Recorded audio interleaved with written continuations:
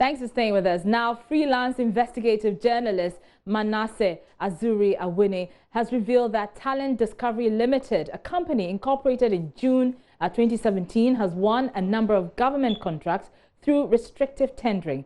Manasseh Azuri-Awuni has also confirmed that the company was engaged in selling contracts.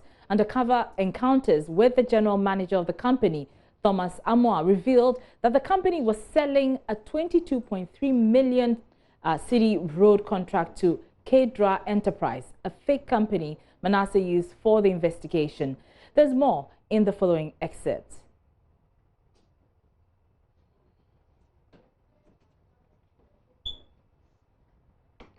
All right, we'll bring you details of that documentary shortly, but news just coming in is that the president has suspended the CEO of the Public Procurement Authority. My colleague, Joy News editor Fred Smith, joins me in the studio with details of that. That statement was released a while ago, minutes actually. What does it say? Indeed, it says the president, Nana Addo Dankwa Akufo-Addo, has suspended from office with immediate effect the chief executive of the Public Procurement Authority, Mr. A.B. Ajayi. This follows the broadcast of allegations made against him in an investigative documentary conducted by Manasseh Azuri-Awuni titled Contracts for Sale. President Akufo-Addo has subsequently referred the allegations involving conflict of interest to the Commission on Human Rights and Administrative Justice charge and those relating to potential acts of corruption to the Office of Special Prosecutor for their prompt action.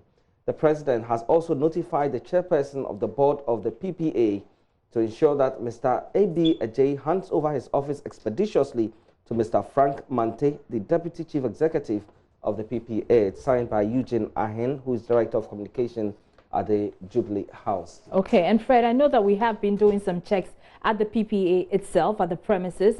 What have we gathered? Well, we know that Mr. Ajayi has not reported to work today.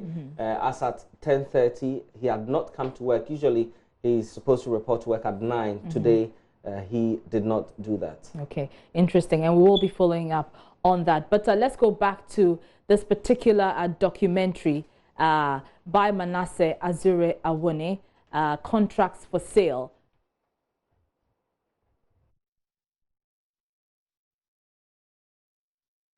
So what is your company name? Richard Kumadra met the general manager of the TDL group, Thomas Amoah. Mr. Amoah signs the contracts on behalf of TDL. He took notes on our fake business and proceeded to talk about the number of contracts at hand. There have been people interested in the project. Actually, some have dropped checks. Okay. But I am key to people like this project. Okay. Because if it goes forward, it challenges the image of your company. Okay. Okay. So they are outstanding buyers because the terms of it is very, very favorable. And everybody would want to do it. Okay. The contract. Yeah, that's what I was going to ask. The $158,000. $158,000. Okay, so you can read through. Okay.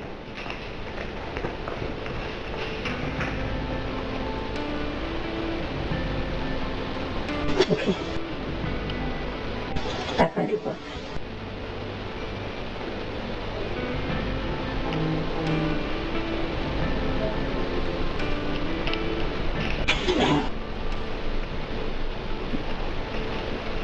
Is it possible to have one of these when I'm here? That is if we sign all necessary agreements. Okay. Okay. Because somebody is actually interested and want to pay to this. Okay. I am as well very much interested. Very much interested. I keep saying that. Yeah. Everybody can say I am interested, but the one to commit himself is the one.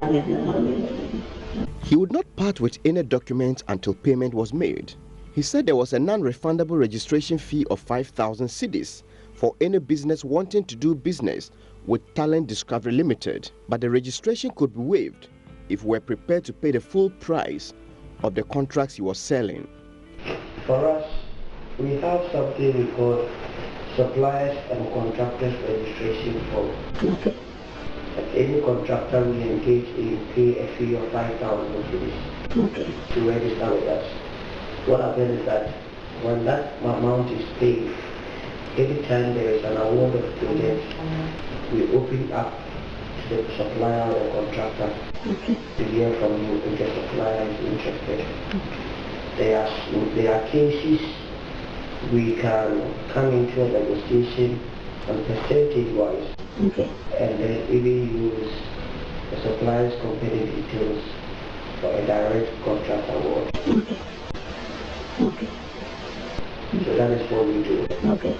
So once we sign, the contractor register with us, we are going to give any information we have to be able to enable him work. Richard tried, but he had to leave without any documents because the general manager insisted no document would change hands until money changed hands. We were then compelled to pay the registration fee of 5,000 cedis and a 10,000 cedis deposit to secure copies of a contract. The 10,000 I'm going to give you is not for any specific project for now. I'm just going to give you as a deposit, so that when we make a decision, on which of the contracts we want to execute, then we can then do the top up and then we finalize. Okay. So this is the check. I trust.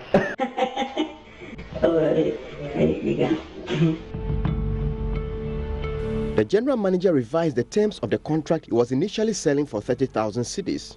The total sum of the contract was 158,900 cedis, awarded to Talent Discovery Limited by the Ghana Ports and Harbours Authority to supply one mobile column lift for the Takoradi port. The form is quite detailed. Okay. I don't know if you want to fill it here or do you want to take it down and submit it. Okay. Okay. Would it take a long time? It will depend on you. Okay. So now that I know that I have engagement with you, then I can open things up. Exactly. Okay, then I will take it. I'll take it away, fill it, and then bring it.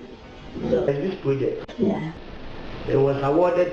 Domilevo says selling of contracts amounts to misrepresentation. To me, it is a misrepresentation or fraud, a deceit, because it is like me presenting myself to you as a medical officer.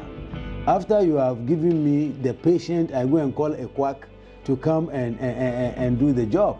If I understand you, we are having companies who are operating like the Guru boys, so more or less a Guru company.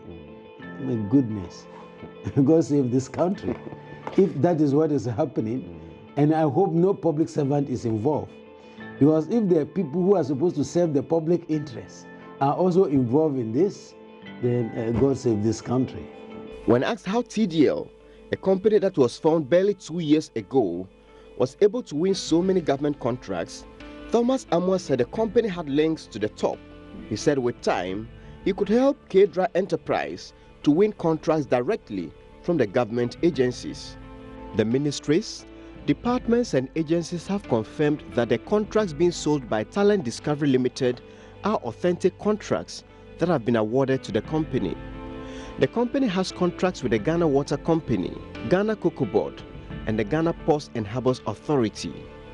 It also has contracts with the Ministry of Education, Ministry of Works and Housing, and 4 contracts with the Ministry of Special Development Initiatives to construct dams under the government's One Village, One Dam project.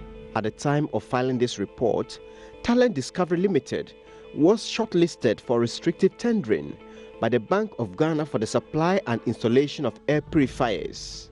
The company has also been shortlisted by the Roads and Highways Ministry for 3 road contracts, and the evaluation process is currently ongoing. These are what I've been able to confirm. There could be more. It is said that a bird that dances in the middle of the road must have its drummer or drummers in the nearby bush. And a new company with so many contracts with ministries and government institutions must indeed have links, as its general manager said. A search at the Registrar General's department shows that Talent Discovery Limited has 2 shareholders, Ejenim Eje, a majority shareholder of 60% of the shares, and Francis Ahin, who owns the remaining 40% shares. The two are also the directors of the company, which was registered in June 2017. Speaking generally on how to expose people who try to vary their names in order to hide their ownership of companies, the CEO of the PPA, Ejenim Eje, said a number of ways could be used to reveal the true owners. Well, some people have a way, and I have dealt with some in the past. Yeah. They decide to even use, if they are using their names, they decide to use, pair them in a way. So for instance, if you have 3 names, they can use Ejenim Boating to register one company, use the Boating Eje to register another company, and then Ejenim Eje to register another company. Yeah. Do you know what some, you see, when people are trying to perpetrate any kind of fraud, I would say that at the time that they have the intention to do that, they are not so smart to look at the other implications. They can change and do this in lottery, they call it what? Permutation. They can do all this permutation, but one thing that gives them out is they have the same address.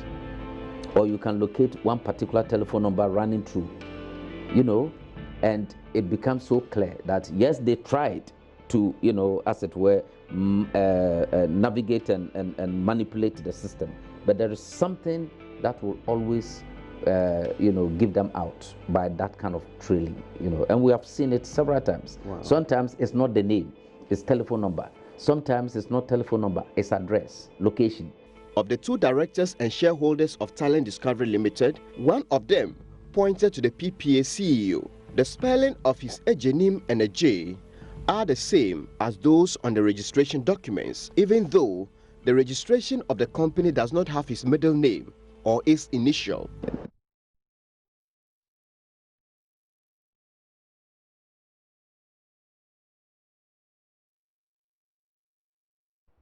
Right, so you saw that documentary, Contracts for Sale by Manasseh Azure Awini. Well, the Ghana Institute of Procurement and Supply, of which the indicted PPA boss belongs to, says it will state its position on the expose soon. Speaking on News Desk a while ago, President of the Institute, Collins Ajiman Sapong, indicated the executive were to hold an emergency meeting on the development.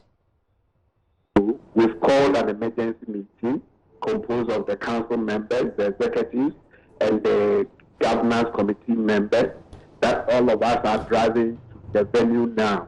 So the Institute is going to meet on it, and at the appropriate time within the day, we will come back to the media and issue a statement on this issue. Is there anything that justifies one company securing a government contract and selling it to another? This is an issue that has come up. We will, and since he's our member and a fellow member, and it comes to our previous indulgence, let us meet and come back and issue a statement to that effect.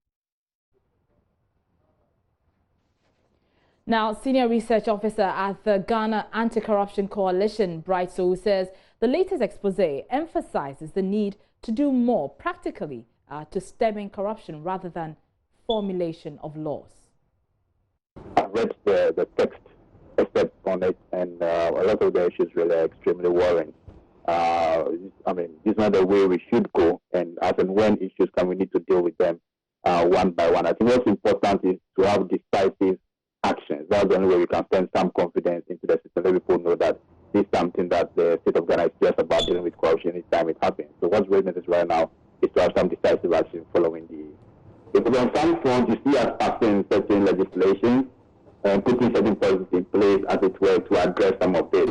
But again, once in a while, you're surprised by this scale of scandals coming out, and then you are wondering if we're really making, any progress. But it seems again that we are at that point where the legislative front, we seem to make a lot of progress, but after they're actually working. They're addressing the issues we expect them to address.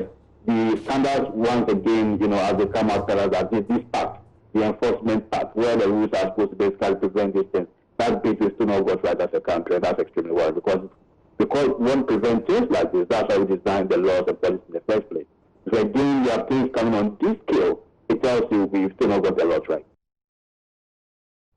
And stay with us here at Joy News. We'll be following up on all the angles, but the news is that the President, Nana Addo Dankwa Akufo-Addo, has suspended from office with immediate effect the Chief Executive Officer of the Public Procurement Authority, Mr. Ejenim Boateng Eje. This follows the broadcast of allegations made against him in the investigative documentary conducted by Manasseh Azuri Awone titled Contracts for Sale.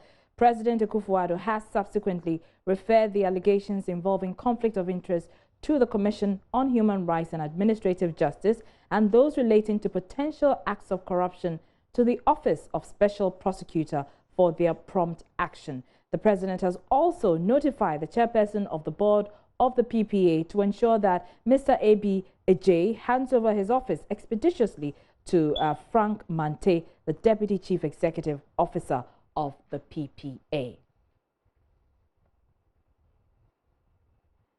Away from this, the Ashanti Regional Police Command has declared a spiritualist wanted as they intensify investigations into the murder of a sub-chief of the Minshia Palace. 38-year-old Sadat Mohammed, also known as Alaji, was seen at his Odeneho Kwadaso residence with Asampong Hene the day he was killed. The two are said to have traveled later to an unknown destination before Nana Kwejo Afojo was found dead in his vehicle. Ohiminteria has more in this report. The body of the late chief, stuck in the middle of his Toyota Land Cruiser vehicle, abandoned and set on fire on the outskirts of Boom and Adiemra on the Dra and Kranza Main Road. Regional Police Deputy Commander ACP David Ajiman Ajem tells journalists 3 persons are already in custody in connection with the chief's death. We have arrested 3 persons who are assisting us in the investigation. So far, our investigation tells us that he was in the company of one Sadat Mohammed, who is 38 years old and popularly known as Alaji.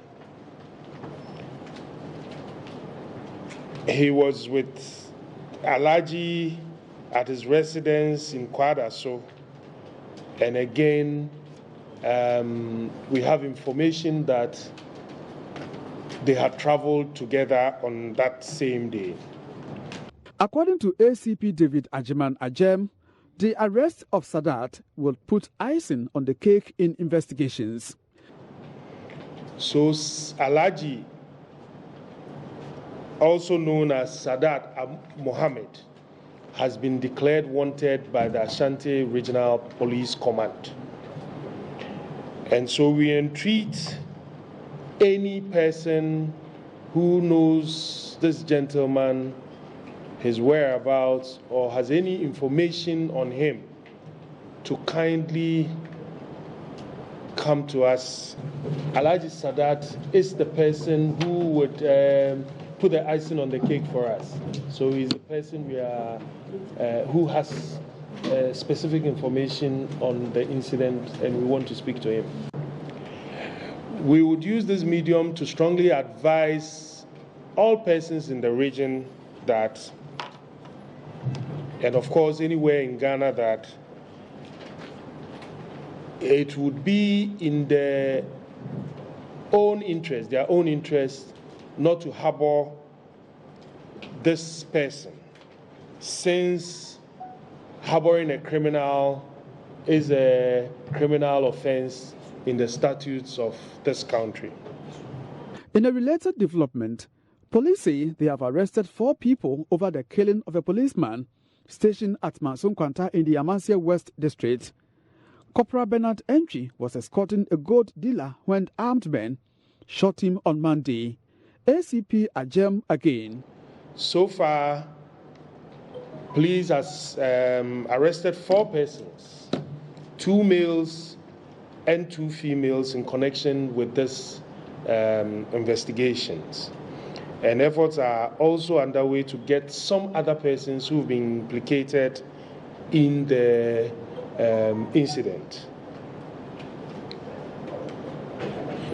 Finally, the IGP and the police administration, as well as our regional command, extends its condolences to the bereaved families. From Kumasi for Joy News, I'm Intevia. And here in Accra, I'm Araba Kumsin. You're still watching Joy News today. We're taking a break, but still ahead. Go off Instagram and Facebook if you want to achieve something in life. That's the advice from the founder of Action Chapel International, Archbishop Duncan Williams, to the youth participating in this year's International Youth Empowerment Summit ongoing in Accra. Go off Instagram, Facebook, Twitter, Snapchat. Get out of all this stuff. They are all distractions. We have details after this break.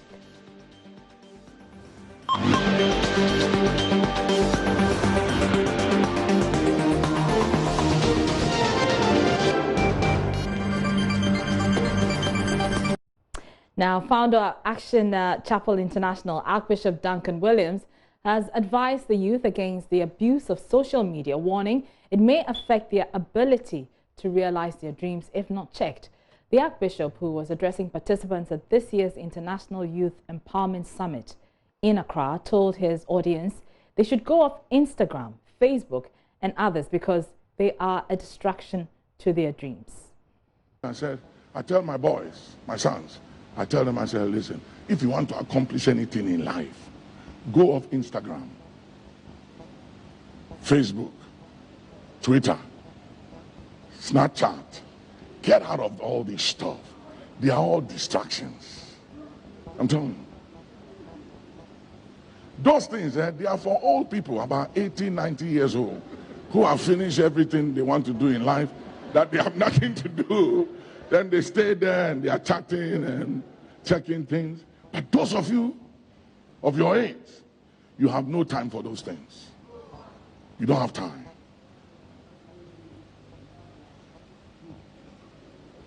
You need to be up to the task. So Samson died, but before he died, they took away his sight, his eyes. You know what the devil wants? Your vision. Say your vision. Now, over the last few weeks, we've heard from senior media practitioners and experts within the media industry lamenting what they call the recession of media freedoms under the Akufo-Addo administration. Under the Defend Media campaign, you have heard, among others, veteran journalist Kwesi Pratt Jr. expressing his repulsion at suggestions that media freedom should be restricted, and also renowned press freedom champion Charles Rekubrobi, who scored President Akufo-Addo's administration as having the worst press freedom record. But Information Minister Kojo Nkrumah insists, although there have been increased attacks on journalists, the impression must not be created that media freedom is under attack. He spoke earlier to me. We must also be careful how we then begin to create this impression that media freedoms are under attack in Ghana. An attack on a journalist, as terrible as it is, as condemnable as it is, as we ask the agencies to deal with it, should not now be spun into, for example, some of these narratives that you begin to see all over the place. Which narratives will that be? I'm coming. Some of these narratives that you begin to see all over the place, that media freedoms in general are under attack here in Ghana. And I think that we should be able to deal with the issues on a specific basis and bring resolution to them. Press freedom, technically defined, cannot be said to be under attack in Ghana. President Akufo-Addo is the one on whose watch the Right to Information Bill, which is now an act, which is what I think in recent times advances the cause of media practice. This bill that had been on the table for nearly 20 years, it is on his watch that has been passed and assented to. It is on his watch that government for the first time is putting in place what we call the Media Capacity Enhancement Program. We had the privilege of inviting you, my colleague Israel Lai, etc., to be on the platform and to help us shape it so that we can support media work in this country. It is on his watch that the coordinated mechanism for the safety of journalists is being rolled out with the support of the GJA, GIBA, and everybody. So if there's anybody who is working to assist pushed forward the frontiers of media practice in Ghana, I think we can give President Akufo-Addo credit for it. It is true, however, that we have observed or we have seen a reportage of attacks on journalists in recent years. That is a fact. And that fact we put out there without necessarily saying that it means that press freedom is under attack or that President Akufo-Addo is attacking the media. I think we should state that fact, and we can interrogate the whys and how to cure. Now, a pioneering app allows patients save time and energy to buy drugs without stepping out of their homes. The technology, known as FastRx, was developed by a senior high school graduate in Kumasi, Mustafa Zaidan, and a partner. It connects patients with pharmacies where they can have medication delivered to them. 500 subscribers are already hooked up onto the app, which is yet to be launched. Mahmoud Mohammed Nuruddin reports. Read to you. Two options. We have the create other options, and we have drug advice option. So with the create other option, it also comes with two options. You can create an over-the-counter drug order, or you create insurance. FastRx is revolutionizing how people take and manage their medications by pre-sorting in a personalized packet with drug potency, date, time and dosage. It also signs up patients with chronic conditions and connects them to the right doctor for care and advice. App developer Mustafa Zaidi says the motivation is to help people tackle wrong prescription and dispensing issues. We have pharmacists on board, certified pharmacists on board that are working for FastRx. If we receive any order, they review the order and get back to confirm the order from the patient. And we also have a pharmacist at the pharmacy shop who is going to make sure he's not giving us any expired drug. It took Mustafa and his colleague about 3 years to develop the FastRx app to simplify the process of organizing and taking medication on time. Okay, my name is William Mabrifa, the co-founder and the chief marketing officer of FastRx. Well, the drug management service is specifically designed for patients with chronic diseases under several medications. So when you order a drug, we order a drug with a prescription, we pre-sort the drug into a well-labeled packet to be delivered to you right at the comfort of your home. So you don't have to go through the hassle of taking all your pill bottles to workplace or school. You just pick a packet and send it to wherever you go. And it comes with the drugs that you want to take, the time that you want to take, and the days that you want to take. So it all comes into one packet with all the dosage that you want. Amidst difficulty to get people to sign up, Zaidin and Nazif started house to house to promote their invention. I'm Mohammed Nazif, the Chief Operating Officer for FastRx mobile app. I want to talk about the challenges we faced talking to people for them to understand how FastRx is and then how we operate. We began with Akutia line. So what we do is that we go survey the area where we are going to make a reach out. With the survey, we make sure we ask of three things.